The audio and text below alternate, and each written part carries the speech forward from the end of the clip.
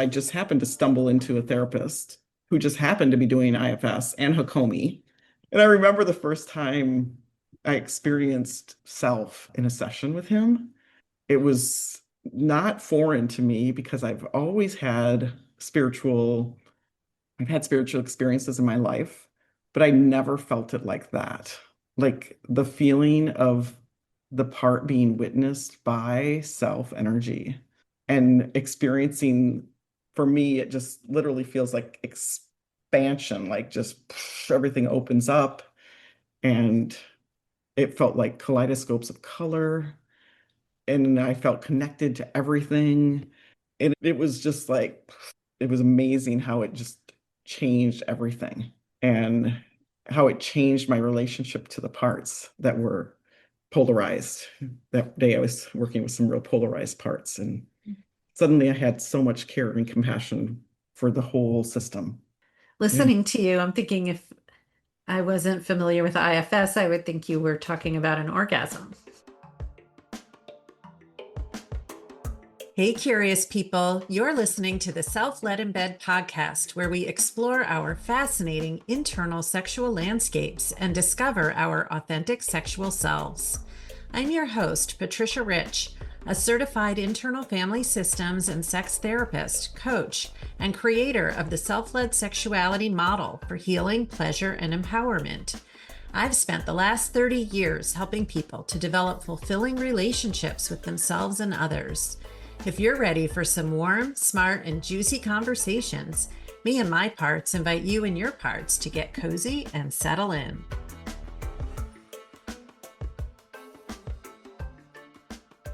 It can be hard to know what we truly desire if we were not raised to notice or value our own pleasure.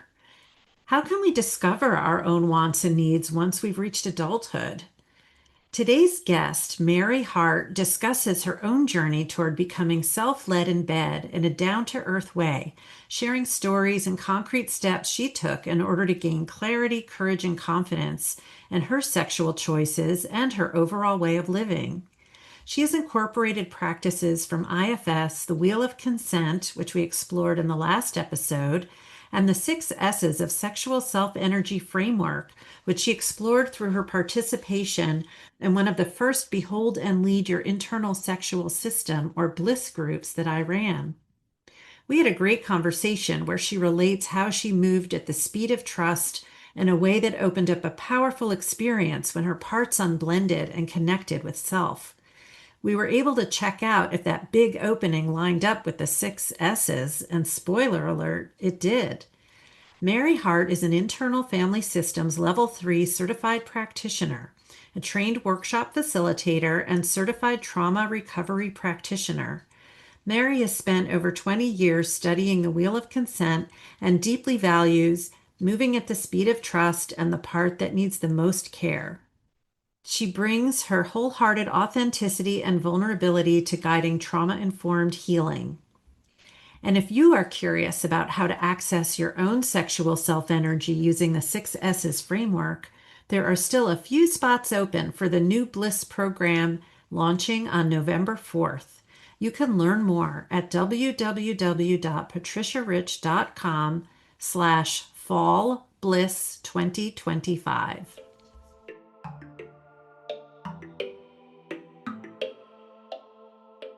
Hi, Mary. Hi, Patty.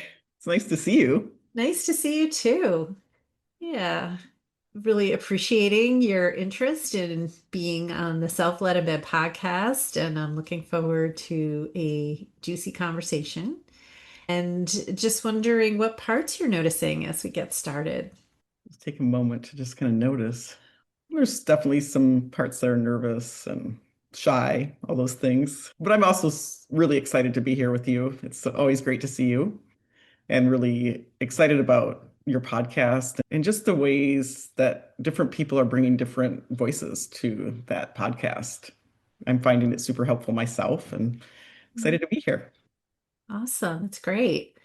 I'm really excited to have you here. And I'll mention for our listeners that I first met you when you were a participant in one of the Bliss groups that I run, the Behold and Lead Your Internal Sexual System groups.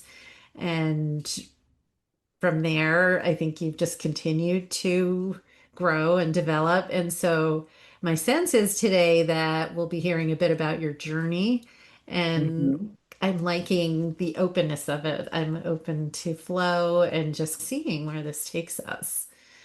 Yeah, I'm actually, as you say that, I remember that was the summer of 2022. So it's been 3 years Mm. since that BLISS program. I And think that was the first one ever, oh, actually. was it really? You wouldn't have known it. I didn't know that. I know when I first heard about you and your work, I got really excited because of I had already been doing IFS for a while and had noticed parts of me coming up around my body, sexuality, all these different things. And I'm like, oh my gosh, somebody's seriously focusing on that intersection of sexuality and IFS, and was super excited when you made that offering to be a part of it. Cool. Yeah. So maybe before we go further, is there anything you would want listeners to know about your social identities or your geography, where you Sure. are physically located? So I live about an hour and a half northwest of Seattle, Washington, in a town called Anacortes. And it actually sits, it's called the gateway to the San Juan Islands. It sits right on the Salish Sea and is absolutely beautiful here. I've lived here for the last probably about 5 years after doing about 27 years in Seattle. And so I've been in the Northwest for the majority of my adult life. And as far as other identities, my pronouns are she, her. I'm a cisgendered heterosexual woman. And I also am a IFS practitioner. I got so excited after the healing I experienced in my own life using IFS that I decided to get trained and went through levels 1, 2, and 3 and got certified at the beginning of this year, which was a huge feat to get through all the paperwork and hours and all the things to get certified. That's terrific. Congratulations on that. Thank you. Yeah.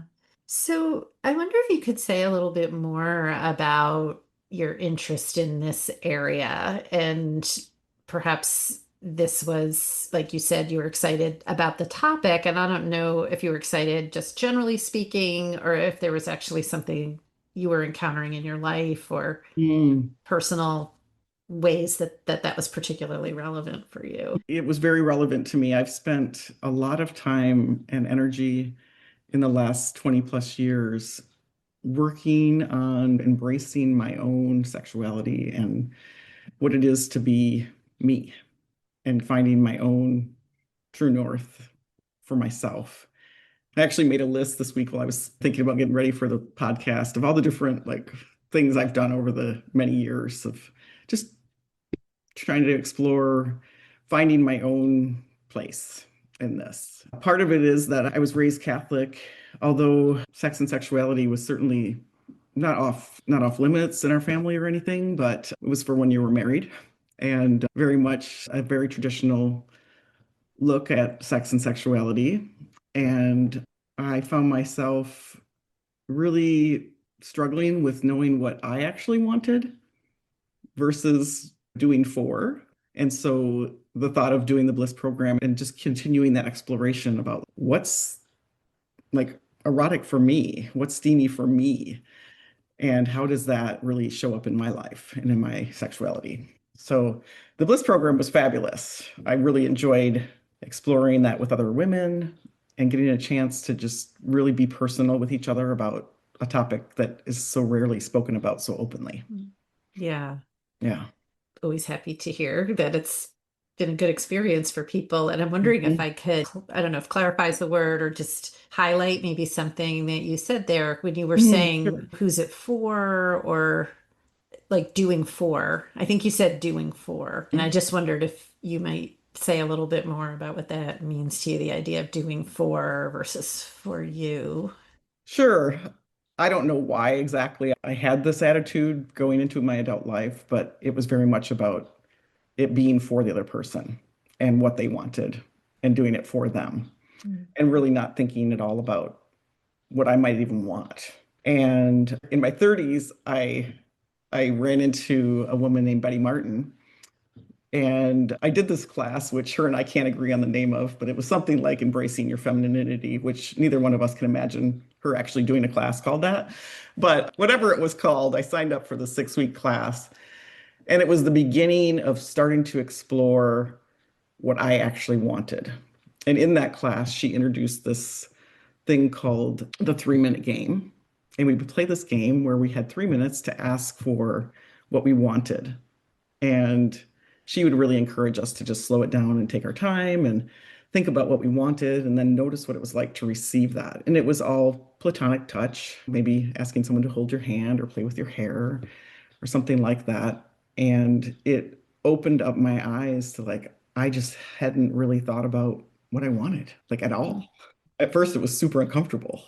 I don't know what I want. I don't know what to ask for and brought up all kinds of stuff. So it's been a journey of recognizing so little focus on what I wanted and giving myself permission to start to want, which of course is all tied to desire in other ways. So I think your story will resonate with a lot of people, and maybe more people who are socialized as women in our Mhm. culture, Western culture.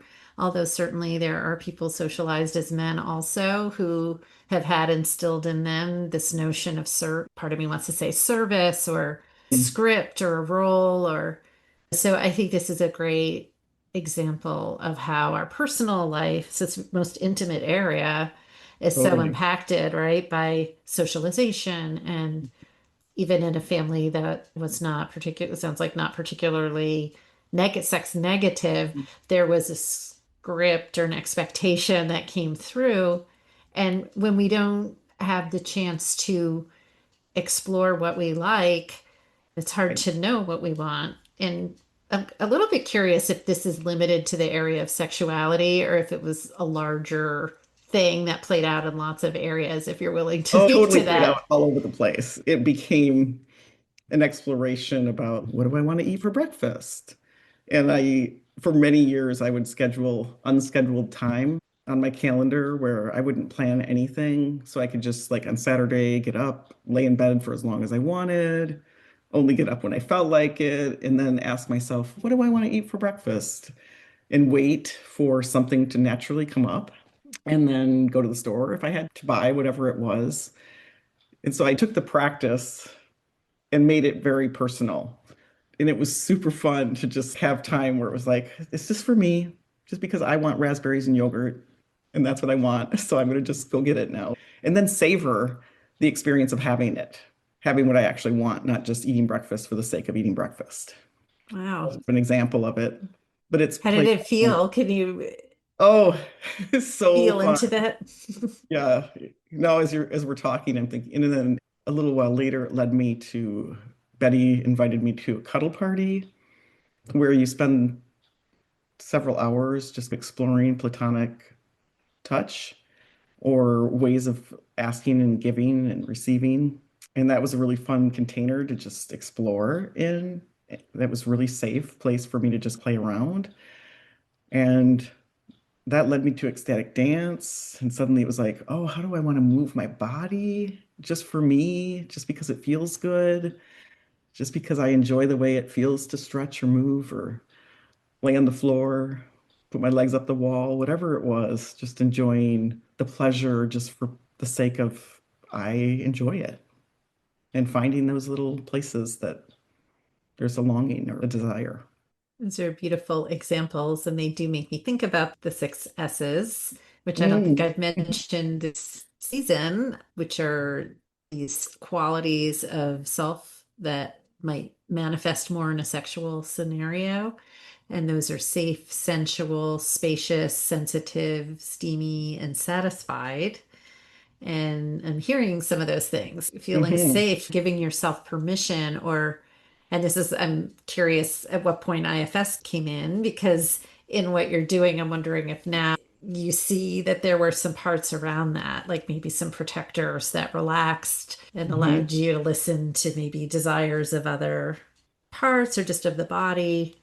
Actually, I didn't get exposed to IFS until 2019, which is mind blowing to me because I'd been in and around all kinds of therapy for years. I don't know how it got past me.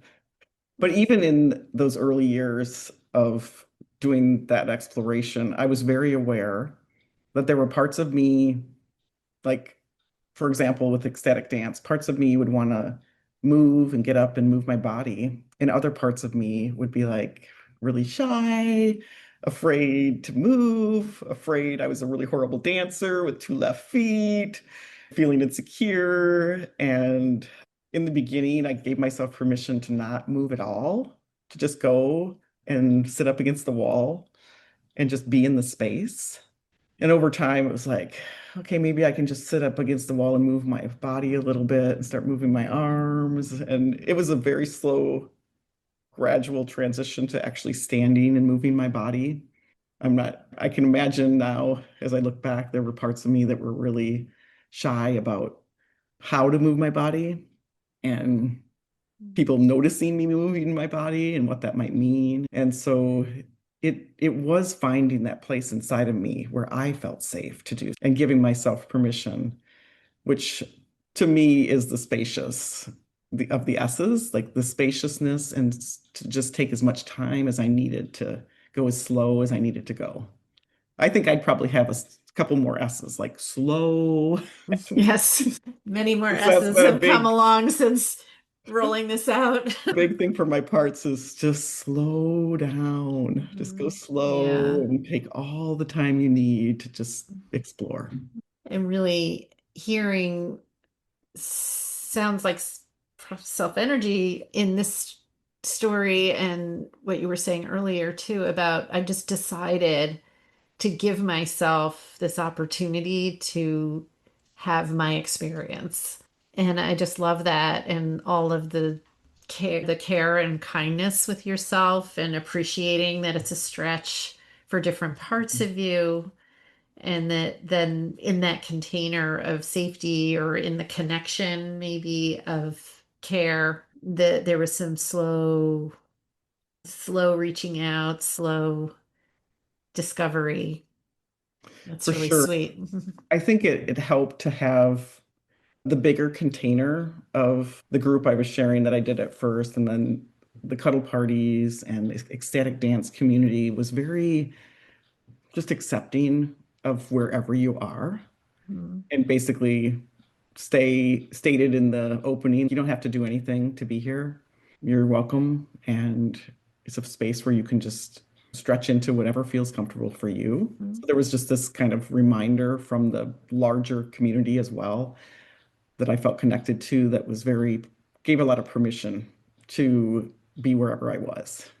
I feel grateful for that. Yeah, that's lovely. And I can appreciate that too. And my parts are reviewing things I've done and spaces I've been in and how nice it is when it feels like there's actually a value placed on that Mm, process.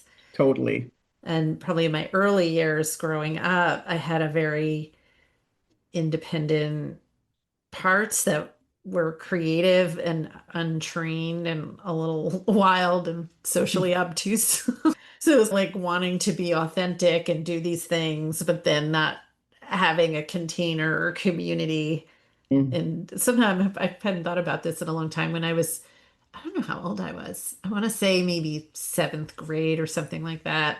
We had these sliding glass doors in our rec room, the paneled rec room downstairs. And the family would finally have left that room. They're not watching TV anymore. They're getting ready for bed, and it was quiet in the house. And I used to play music, and that was when I first started to dance. And I love to mm, dance now, but I would look at the reflection and these sliding glass doors, and no one was, except for the safety then, was no one being around for mm. my parts. And just starting to dance with my reflection in these sliding glass doors and just letting myself feel instead of be self-conscious like I felt in Just, the world. just play. Yeah. Sounds wonderful. Yeah. It's that shift to noticing what we want, what we feel, and what's actually stirring within us, and can be a pretty radical step to take. Yeah. Yeah, it was fun for me to make my timeline of my exploration and just, oh, wow, this has been a journey. Mhm. Yeah. You ask about IFS and how that kind of came in. When I, so I got I continued to follow along with learning from Betty Martin. And that started in about 2004. And eventually she started teaching classes on the Wheel of Consent. And of course, I signed up, just being curious about what that was, and and found out a lot about the different. At that time, she was teaching it really differently than they do now, but she would talk to us about giving and receiving, and then taking and allowing, and how different each quadrant of each one of those different areas is, and invite us through practice to embody each one, like really to embody giving, for example, with a wholehearted yes. Can I give? And it was at first really uncomfortable because of some of my own conditioning. And at that time, I didn't have IFS. And I was just curious, like, I found taking and allowing really hard, but giving and receiving felt more natural to me, much more giving than receiving. And she said, when we can really embody all four quadrants, that's where things start coming alive. And so I got curious, just like, why is this so hard for me to receive? And it was an interesting exploration to just look at the parts of myself that just simply didn't feel worthy, didn't feel like I deserved it, all kinds of things that I had erected to be barriers to receiving in my life. And I'm grateful that I had other people in my life to play with, where I'd say, I'm going to practice this giving or receiving and just play around with it. And so when I got introduced to IFS and internal family systems and learning about my parts, I went back to Betty and I was like, I feel like this is the missing piece for me because I couldn't quite understand times when a part of me was a yes, but a part of me was a no to a request. And now what? Because I'm not a unequivocal hell yes. So at that point, she was really advising to not do it unless you're a hell yes. And so then I found myself in this freeze of I'm not a yes and I'm not a no. I'm in this like in between. And when I started doing IFS, I got to explore the parts that were a yes, the parts that were no, and the polarity between them. And it really opened up my work with the Wheel of Consent in a whole new way. And then I started learning about negotiating. Like maybe I'm a no to playing with your hair, but I'm a yes to you just putting your head in my lap. And that we can find a place together of a yes. And that actually was way more fun to find, not just the Yeah, it simple, gets yes, out I'm of playing with this your hair. all or nothing, this yes or no Yeah. Yeah. conundrum. When we started doing the negotiation, which kind of comes more in the like a pro class that is taught around the Wheel of Consent, where you really get into more of that. What am I a yes to? Maybe I'm a no to that exact thing, but I'm a yes to you. So let's find something we can play together. Let's find a way to do something that would be enjoyable for both of us. I love that. Yeah. And that resonates so much with this idea of internal consent that I talk Hmm. about. It's really the same thing. So that example of, okay, like I have to give an answer to this other person. What are we going to do here? But before I can do that, I need to check in with my parts in my system and see, am I a yes or am I a no? And I think when we can be with those parts that we could get curious about their concerns, right? Because maybe my body is a yes, but my conscience is a no. So I need to sit with that a little bit. Okay, what's my conscience saying here? This is not within your agreement, your relationship agreement. Right. Body's yes, conscience no. What do I do? So then when we have self energy, we can be with all of it, right? Or some of my body's a yes. Like that sounds really fun, but I'm so tired. I Yeah. can't do that Yeah. Oh, right I love now. that. Yeah. Yeah. Yeah. So the body's actually saying two different messages at once. Because the body And has parts too, right? the body has parts too. Exactly. Exactly. Yeah. So, in case people have not heard much about the Wheel of Consent, I just want to mention here that there's a whole practice around this, and that the prior episode to this one, we were fortunate to have Betty Martin on as a guest, so you can learn more about the Wheel of Consent there and resources related to it. And I'm loving how that is leading into this conversation, which is your, Mary, like lived experience of that and how these things come together. Yeah. Yeah, and I was just trying to figure out how to make contact with you and work with you in some way. I got very excited to find out you'd also done Wheel of Consent training and done like a pro. And it was like, you probably didn't know this. I don't know if I've ever told you. I was like a fangirl over there. Oh my gosh, she's got like all the things. She's doing all the things. Doing the things, still doing the things. Still There's doing always more things to do. there is more things to do in this area. Plenty to do and to explore. So it sounds like you made some progress in this area. Do you want to say a little more about how things started to evolve for you in terms of knowing what you wanted as you engaged in these practices? Yeah, when learning the Wheel of Consent, they talk about it as a practice. And I think it's important that it's looked at like that because just like you could have a meditation practice, you're not in meditation 24/7. The same is true with Wheel of Consent. It's a practice we do, and then you drop it and live life. It's not like every relationship fits perfectly within the Wheel of Consent because they just don't. And but it can inform, and for me, it's really informed my relationships. And that question, who's it for, is a huge piece of that. And I think a lot of complications and confusion and miscommunications and misunderstandings happen because we're not sure who it's for. And often maybe we both think it's for the other person and the other person thinks it's they're doing it for me and I think I'm doing it for them and actually nobody's really receiving when that Mhm. happens. Yeah. And for all kinds of reasons, that creates a mess. And so for me, that question that I ask myself frequently is a big piece of my practice. So if I'm going to do something, I have to be clear with myself who I'm doing it for. Am I going to spend time with my granddaughters for me, or is it for them, or is it for my daughter? And in that particular case, I think it can be a win-win-win. Like everybody, it's for everyone, but it's helpful for me to remember that I have a choice and I'm doing it because it's something I really love and I want to do it. And it makes all the difference in the world for me. I just got back from a 5-day bike ride. I went back to Michigan to ride a bike ride with my sister. And I've been having some just probably just aging things this summer with my body. So I've been having some pain that I haven't had previously with cycling. And I had this moment one morning on the bike. I was riding up this hill and I got to the top of the hill and there was a church and in pulls a hearse. And I'm like, all of a sudden, it was like a huge change of perspective. Who is this bike ride for? Why am I doing this? And I get to do this.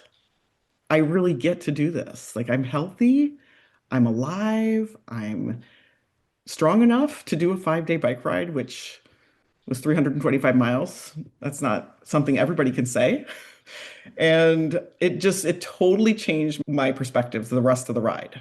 Just that question, just remembering this is for me. I'm doing Mhm. this because I want to. I don't have And to do it. prior to that, how do you think you were, maybe not completely consciously, but how do you think you were holding that before you I got that think clarity? prior to that, I had done a lot of work in my IFS sessions around this because of the physical pain I'd been having. Should I go? Should I not go? How am I going to do this? Can I do this? Is it even a good idea to do this? I'd been holding it.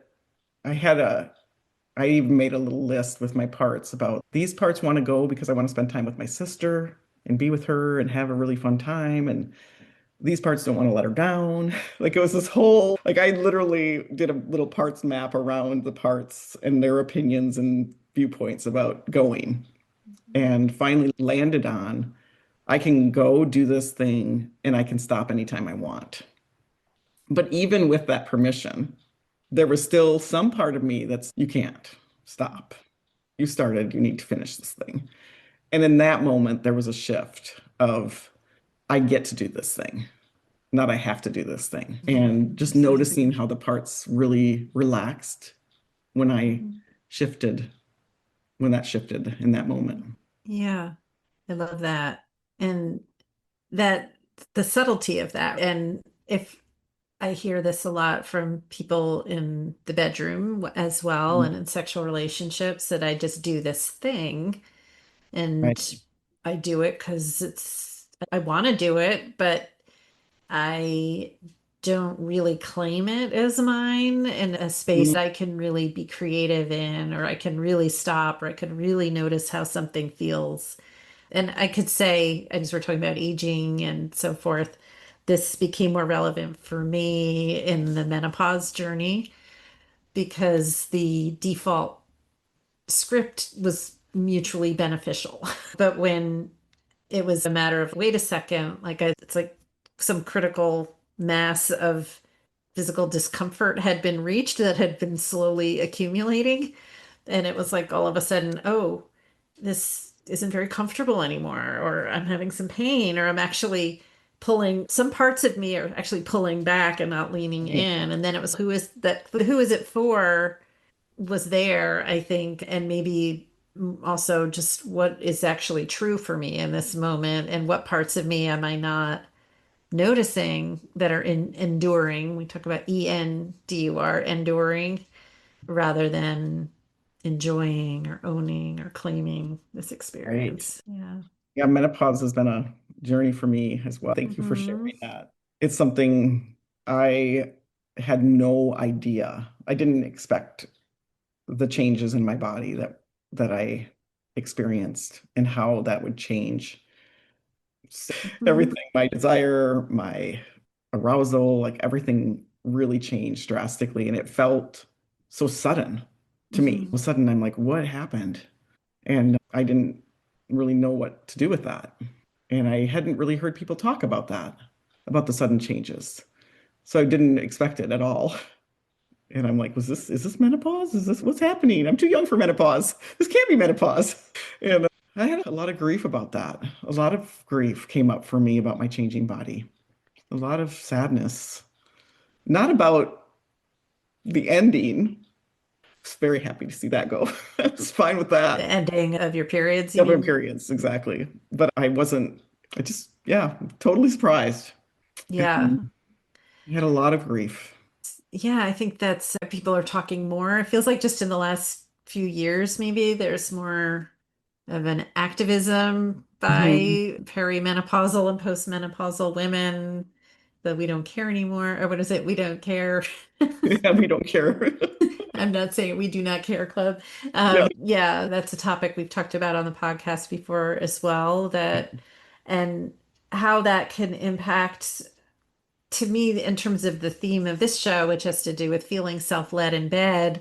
It's there's all these different ways that transition can impact feeling self-led in bed. And there's the physical changes that mean maybe there's some pain or discomfort or change that has to happen. Then there's the emotional side of things. Maybe I'm grumpy or I'm finally waking up to things that haven't been okay, but I've been just going along with. And that's where Yeah. I think, again, some of those questions from the Wheel of Consent plus IFS become very relevant. Why am I doing this? Who is this for?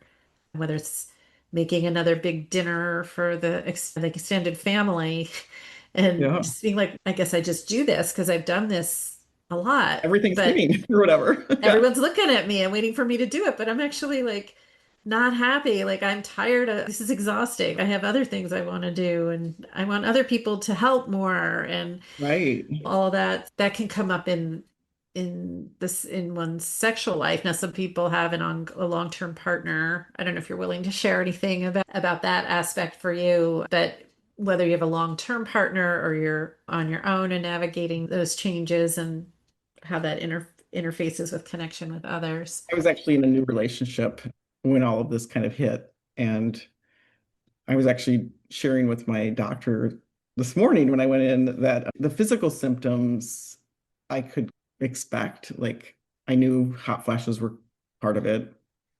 I'd heard about all of that. but I didn't expect some of the emotional changes that were going to happen. And that for me, I'd always had a really difficult PMS every month. It was horrible. And all of a sudden, it felt like kind of PMS 24/7. And I suddenly was having my memory was changing. I kept forgetting things. My focus was really bad. And now I know those are, for at least some women, they're typical. But it was a big contributor to me getting into IFS because I thought I was going crazy. I was like, who am I? I don't even know who I am anymore. It felt like my moods were so inconsistent and I didn't know what was going on. And it was really hard to be self-led like that because I just felt like the hormones were just swinging me like the wind all over the place. And so I'm grateful now because I just happened to stumble into a therapist who just happened to be doing IFS and Hakomi. So he has a lot of focus on the body because of his Hakomi practice. And he really was patient with me because I was having a hard time. Like having a hard time focusing. Like he'd try and get me to go inside and I'd start thinking about gardening. And I remember the first time I experienced self in a session with him. It was not foreign to me because I've had spiritual experiences in my life, but I never felt it like that. Like the feeling of the part being witnessed by self energy and experiencing, for me, it just literally feels like expansion, like just everything opens up and it felt like kaleidoscopes of color and I felt connected to everything. And it was just like, it was amazing how it just changed everything and how it changed my relationship to the parts that were polarized. That day I was working with some real polarized parts, and suddenly I had so much care and compassion for the whole system. And yeah, it was amazing. Yeah. Yeah, Listening to you, I'm thinking if I wasn't familiar with IFS, I would think you were talking about an orgasm, kind of. right? And Yeah, I've gotten curious about that, like how similar these are. That very. if we That's a can really get cool. the genitals piece out of that just for a moment, This you was whole know, body. Like yeah, literally felt like my body was vibrating with energy, like the whole body experience yeah. of self energy. And Mhm. I've heard Richard Schwartz talk about it, that for him, it's this energetic, like feeling in his body. It's just amazing to have the Yeah. sense of that. Wow. I hadn't thought of that at all. Yeah, yeah. That's actually what the successes came out of. I'm like, how do you describe that? Because it does it feel safe? Does that energy feel safe? Can I ask you though and see if it resonates? Sure. Yeah, it was very Yeah, safe. did that energy feel safe? Felt very safe. Like just I could have just sat in that forever. And did it feel sensual in some way? It Or like did because of my pleasant? Yeah. connection to like the colors, the kaleidoscope colors and the like visuals of that, but also just the sensation of that, of the colors was very sensual. Did it feel spacious? Oh, yeah, very spacious. Part of my experience often with self energy is this like the net of light, like only the little places the net comes together are colors.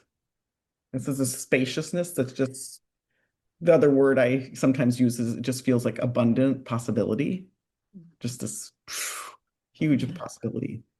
And then does it feel like there's some sensitivity and a sense of attunement or like a connection, a connectedness or an attunement or That was, yeah, the sensitivity was like the way I was sensitive to the thoughts, feelings, beliefs of the parts, and that they felt my care for that. It's just like deep connection, sensitivity between us without words.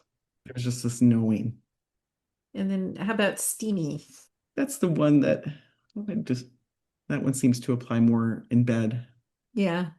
I'm not feeling that one as much with this Mhm. experience.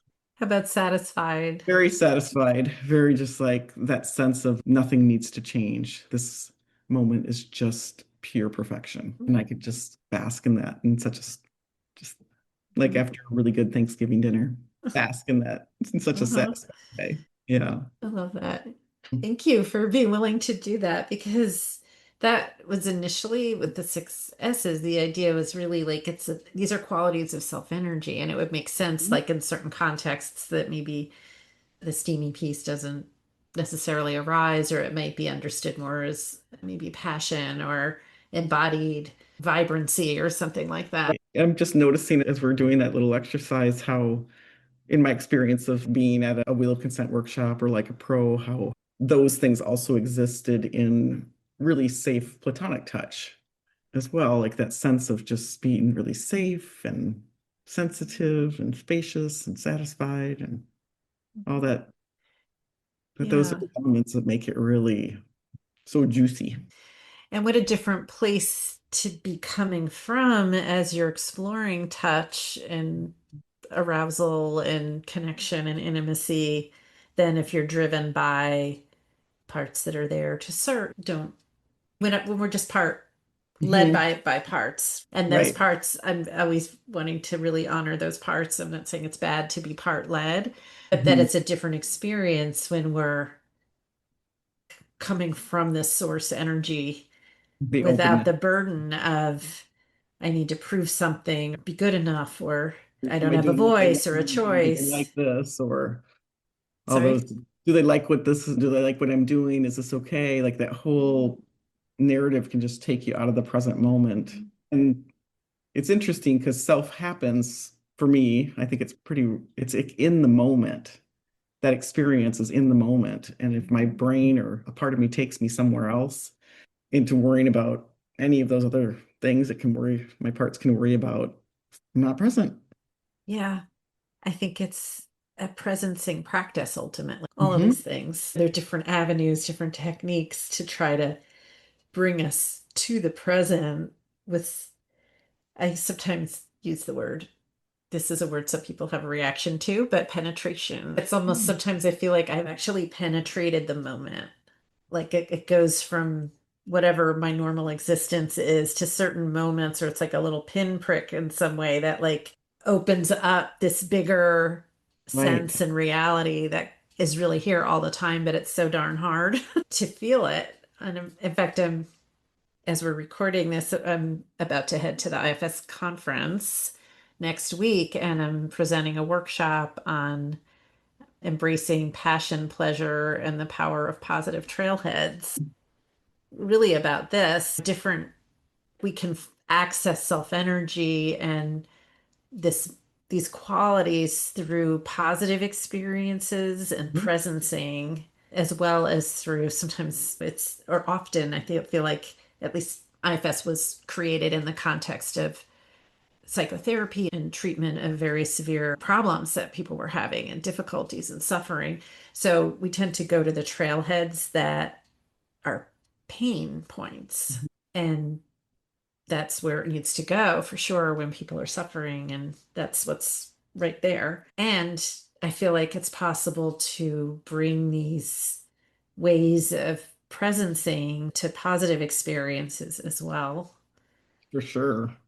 And to have it as a practice of, I could notice what are the nice things I'm noticing in this moment? What am I feeling?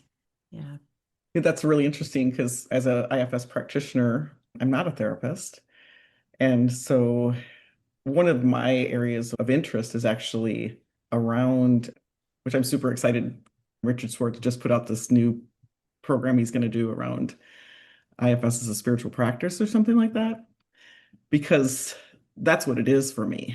And that's not why I got into it. I got into it because of the pain I was in. But eventually it was like, oh, this is like the most amazing meditation coach I've ever had. I don't know how he's doing this, but he's bringing me exactly to this place of presence. And I love working with people who get that, who get that that's what it's really all about, is coming back over and over again to that place and finding that truth within themselves and sourcing from that presence. In that place. Yes. I love that. It's part of me wants to acknowledge the privilege of it, like the Mm. right? To have access to it and to be able to have done that healing work to get into the place of experiencing it in the ways that we're talking about. And it feels delicious being able to engage in that way and find that place. And we talk about IFS as a psycho spiritual approach. And Mhm. I like to think about self-led sexuality as a psychosexual approach or psychosexual spiritual approach. Because it can just all take us to the same place, because I think it can really enhance sexual experience when we feel present and connected and creative. And so the sex is often better, whatever that looks like, in the sense of feeling more satisfying. It does take us to that. It's almost like sexual practice as a way to spirituality. Tantra talks about that. There's other practices that are adjacent. In fact, when I first started having some discoveries myself that unblending parts in bed led to some of the energy that you described. And I was like, oh, this is like Tantra, but I was never like good at Tantra. I don't like looking at people I don't know in the eyes very much. That's So funny. But I hear that was your experience, looking people in the eyes, the eye gazing thing. a lot of the workshop settings that I went to, and I know there's a lot of beautiful things out there that work really well for people, but for me and my parts and my protectors, a lot of those things, I wasn't able to take it in or connect with it. But when I was able to find parts in bed and unblend them and be present to my system, it opened up some energetic surges that really knocked me off my feet, to be honest. And then I started reading things. I'm like, what is this? What's happening? And it was some of the Tantra literature, other things was where I could find descriptions of some of the things that were happening. Right. And so I call it Tantra through the back door. I like that. And It can I be. can relate. Parts of me are going, yeah, the whole eye gazing thing. I like to say I'm a little bit neurospicy, and it just felt awkward. It was, okay, which eye am I supposed to be looking at? And this is so weird. And parts of me were just go crazy when I was supposed to be doing it. They're chuckling, my parts, like, Yeah. yeah, that's so funny. And it's often like the first exercise Right. they Because do. people And feel like, like, oh, this is the safest thing. It's just eyes. We all have eyes. We're not touching. We're not doing anything else. But for me, I have so many protectors in my eyeballs. Like, totally. like my eyes soften and open at the end. Yeah. Like when the trust has happened and the connection is already there. You know what I mean? It's like almost Yes. the I'm totally with you on that. okay, now It I can can look feel in your really eyes. It's natural. Yeah. it can feel really penetrating. Speaking of penetration, like it can feel Mhm. really like somebody's looking right into me when they're looking in my Mhm. eyes. And quite honestly, I don't want everybody looking right into me. I'm okay with Yeah. my protectors knowing that now. So Yeah. maybe they knew something all along. It's Yeah. an intimate thing to do to really look someone in the eyes. Yeah. And I love these tools of the wheel of consent and IFS in these situations because it can be, and I want to name one of the barriers to really speaking for this is it can feel really out of sync with the group, like being a troublemaker. I was at a workshop recently and they suggested an activity, and we were actually, parts of me are like, do we want to say what this was? And it was, so they're not sure. So I'm going to honor the ones that don't want to say what it was. And I'm sorry to people who may be curious parts that want to know, but I'm not going to share it in this moment. But the idea was that they just said, okay, now we're going to do this thing. And I was like, well, I wanted to do the thing, but I felt like there was like a bridge. There was like some bridge I had not crossed to be ready to do that from an open place. Like I could make myself do it, but I would be going through the motions. And so everyone else was just going and doing it, except for one other person.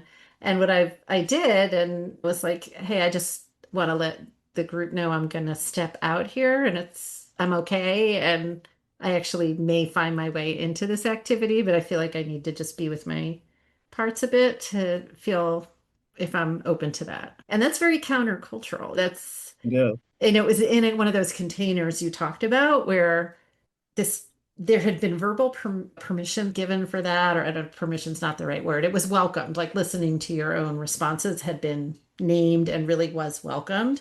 And yet it's still, after all these years of doing this, there was this like parts in me that were like, just don't, ugh, are you gonna do this again? Are you gonna do it your own damn way again? Just go with the program. We don't want to stand out. We don't want the leaders to think we're oppositional. We don't want to gum up the works here. That I was like, no, I just, the idea when I just, if we just did that and we weren't ready to do that, it just, we wouldn't get anything out of it. And we'd be there the whole time just saying, why am I doing this? It could be, there's a lot of social dimensions to really Sure, for sure. enacting this kind of choice and voice. Yeah, and I've noticed in workshop-y learning spaces, I jokingly say we all went to kindergarten. I know not everyone did. Some people were homeschooled and they didn't have to go to kindergarten, but most of us did.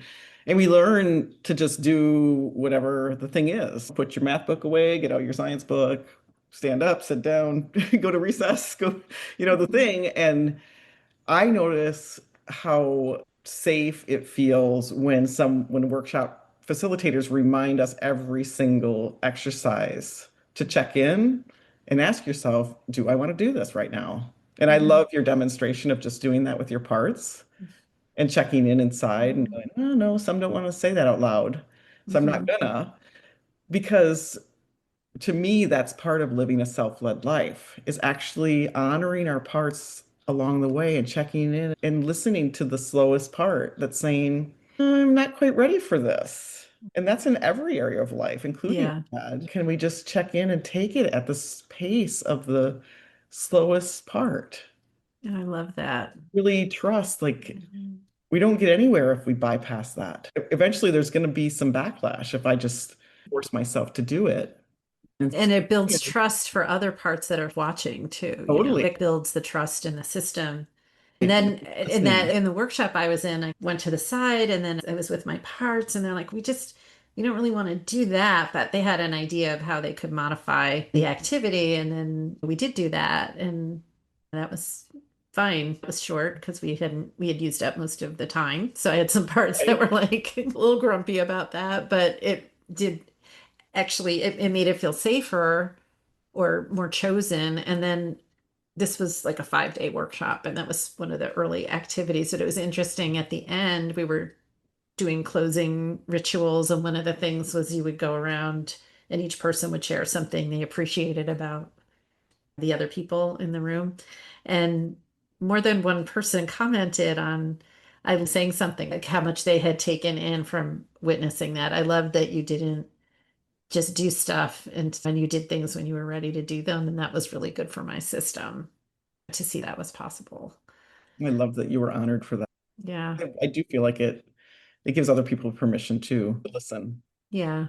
It does make me think again about the larger world and all the contexts in which we're empowered or disempowered, or where there's safety for us to use our voice and be particular in a way. One part wants to say being particular about what we want and what we like, and how there's power and privilege in that Yes. a lot of people are not in a position to be able to say what they want. Yes. Very. And maybe it's really dangerous even to draw attention to oneself, or certainly to ask for something. The parts of us that have us not do that, I appreciate that they're coming from learnings and often realities that we're living within, that this is not a container in which my agency and autonomy is being respected. So I need to be really careful about how I act here. But I think even with that awareness, when we can be with the parts internally around that, like, yeah. That I'm really glad that you brought that up. And it was interesting because I had a flash right there of just some of the current events in our world right now that are heavy on my heart now. But it brings it to mind for me the cultural and legacy burdens that come into the bedroom and that they've been in place for so long. Maybe the roles women have played, men have played, and the ways those continue to show up until they're made conscious, and even then are hard to change sometimes. And that Some of just bringing these things into our awareness and into consciousness is the possibility of something else happening, that our parts could maybe do something else instead of what they've been doing and find a different way to relate to our partner. Yeah. It's like there's a discovery process sometimes when there's these kinds of beliefs in there. This is really dangerous. I can't do this. And then somehow I'm having this vision of sort of tapping on things like, let's check. If we did something different, let's just check and see, like, how dangerous is it? And some of those, my system's been having this phrase, false walls come up. We've discovering we've been living within some false walls. We believed we couldn't do certain things. And when we tap on those walls, actually, this was cool. I was with my parts around this, like this notion of false walls, and we were tapping on the walls, and some of the walls like were falling, and some of my parts were afraid of the open space without Mhm. the walls. But we stayed with it, and then the wall became the parts started stepping onto the fallen wall and it became like a dance floor, which was really cool. Whether it's around sexual expression, gender expression, or other things, like there's all these learnings and beliefs, and sometimes we tap on them and they're false walls, but sometimes we tap on them and they're rock solid walls. This is just too risky for us or for others. We need those walls, or we can't function without those, and those we honor. It's okay. That's the way it is. But maybe we could be with the parts that aren't satisfied with those walls, like being, and that's where the grief comes up sometimes. How can we be with the parts? I know this is a little abstract, but and maybe I don't know if this is resonating for you at all. I'm thinking if there was this concrete example, it might make this a little bit clearer. But this comes up, for instance, for some people practicing opening their relationships, ethical non-monogamy or polyamory. And sometimes people realize the monogamy paradigm is what we've been living, but if we tap on these walls, which might be our agreements in our relationship or how acceptable this could be in our community or different things, we realize, oh, like this could happen. Like we could stretch here, we could open things, right? But then there might be some brick walls there. No, no, it's not. The cost would be too high, the risk is too high. And so the system might need to honor that, but then there Right. might be parts that are grieving. Like we really wanted to do that or explore that or have that. So Right. then it becomes, how does that beautiful self energy you described, how do we extend that to the part or parts that are not able to have the thing in the outer world that they're longing for? Right. That And that, maybe we can help them get to know in the inner world, or what's the hope underneath the hope? yeah, Yeah. that's an interesting example because when it comes to agreements between two people or even more people, when we're working inside of our own system, at least the way I was trained was we try and go as slow as the slowest protector and move at the speed of trust. And I wonder sometimes with any kind of agreement, whether it's like who's responsible for cleaning the house and doing the laundry, or how those chores get shared in a household, who takes care of maintaining the cars, all the different kind of agreements we have, that if we moved more slowly, how much different all of that would happen. Like even with maybe one partner's having the desire to try something that the other partner's that's too scary. If you really take the time to listen to each other and slow it down, could we actually find a place that honors that? And we see a couples therapist, and she says that a real negotiation is a win. And she'll ask us to say how this is a win for you and how it's a win for your partner, and then how's it a win for the relationship. And if it's a win, move forward. And if it's not, keep talking. And I love that because I think I have some parts that have tended to feel like I have to compromise certain things, not create a win. And I'm Mm. liking the idea of we're going to just keep talking until we find a place where it is a win. Because she says if it's not a win if it's a win for me and not for him, it's not a win for anyone. And I really see that. And it almost redefines a win, right? Yeah. Like that the win isn't just about the issue or the who's washing the car, but the win is about the relationship.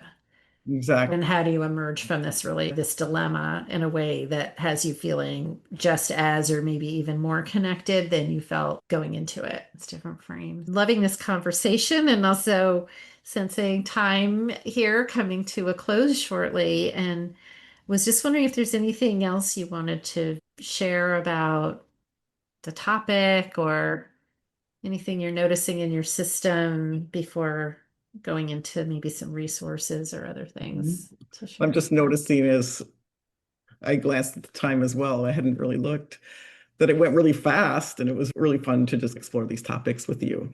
Mhm. And I honestly feel like it's been such a blessing to be able to work with people individually in my practice now. It lights me up to be able to witness people experiencing the transformation within their own system as they get to know their parts and as self energy comes on board more and they come in and start talking about how much more peaceful they feel, how much calmer their life is. And I'm just like, yes, it's happening. And it's hard sometimes when you're seeing a new person and they're like, how is this going to help me? Or they don't really see how it might work over time. And sometimes I have parts that are like, oh, I wish I could show you like the transformation that could be possible. Like they could just give you a little kaleidoscope to look through so you can see the possibilities that are there for you. And that it really does apply to every area of our life. That Mhm. becoming self-led is something that shows up everywhere. So I love that. it Yeah, just was absolutely. way more fun than I could have ever imagined. So, how can people find you? I've got a website, www.hearttoheartcoaching.com. They can find me there. I actually don't do a lot on social media, on Instagram or those kind of things. I'm on the IFS directory as well. And And it's HART to HEART, right? exactly, Okay. last name is Hart. Just a little play on heart to heart. Yeah, yeah, awesome. And what is something you find pleasurable in life? You've shared some things already, but I like to ask Yeah. people as we're winding down. One of the things I find absolutely so incredibly pleasurable is singing with other people. And I don't consider myself like an amazing singer, but I had gone to this singing camp once, and the woman said, "We're all singers." And that if anybody told you you can't sing, they were wrong. And I took that to heart. And I just love being with groups of people and just feeling the resonance of our voices coming together and singing. And it is one of the places I find myself just accessing that just centered, calm, courageous, caring, compassionate part of myself so easily. Like it just opens up. And I'm excited because I'm going to get to go to my favorite singing camp here in a couple weeks and sing with friends and just enjoy several days of singing together. Oh, delightful. Thank you so much, Mary. It's been You're a joy welcome. to have this conversation with you. I really enjoyed it too. Thank you. Thank you for listening to the Self-Led in Bed podcast. Check us out at www.patriciarich.com/podcast, where you can sign up for a free guide to the 6 S's of sexual self-energy. And if you liked this episode, please subscribe and share it with a friend. Until next time.